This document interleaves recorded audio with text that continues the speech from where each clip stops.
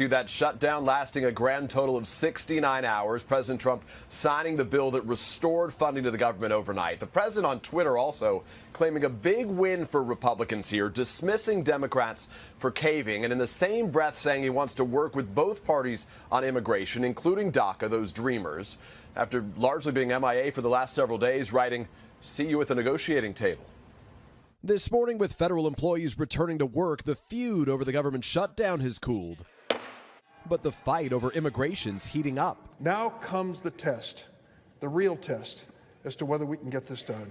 Democrats united in their push to protect those younger undocumented immigrants or dreamers, but divided over whether they buckled by backing down, trusting Mitch McConnell's openness to an immigration vote next month. I think they're caving.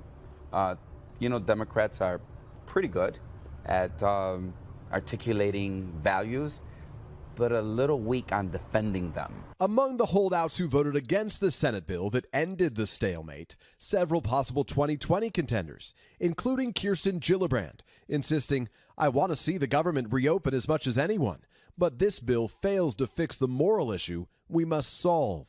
The president in a statement saying he's pleased that Democrats in Congress have come to their senses. But Democrats have accused the president of not playing an active role in the negotiations. The great deal-making president sat on the sidelines. What the president did clearly worked. The vote just came in 81 to 18. But the president's position on helping dreamers is less clear. We have said that we would support a permanent solution for those in the DACA program. Legal status versus pathway to citizenship, or does it not matter to the president? I think that's part of the negotiation process. President Trump behind closed doors Monday, huddling with Senate Republicans. Then a pair of Senate Democrats. The clock already ticking, just 16 days till the next budget deadline, with another potential shutdown looming. So looking ahead, a little housekeeping. With the shutdown over, President Trump is still planning to travel to Davos for the Global Economic Forum. He's scheduled to leave tomorrow night. Savannah. Okay, so this budget deal gets us through almost 3 weeks. But, I mean, what happens then? Because it seems like these underlying issues, Peter, really aren't resolved at all. Yeah, no, Savannah, I think you're exactly right. It's a good question. It really comes down to this. Is there a way to find a bipartisan solution to immigration here? Based on my conversations with senior Republican aides on the Senate side, they want to resolve this, they tell me. More than 80% of Americans support dreamers being allowed to stay in the U.S., and it appears, most importantly, we may now have the contours of a real centrist coalition in the Senate. Maybe 30 senators, Republicans and Democrats. Here's a picture of Republican Susan Collins and Democrat Joe Manchin toasting yesterday that gives you a little bit of sense of that bipartisanship.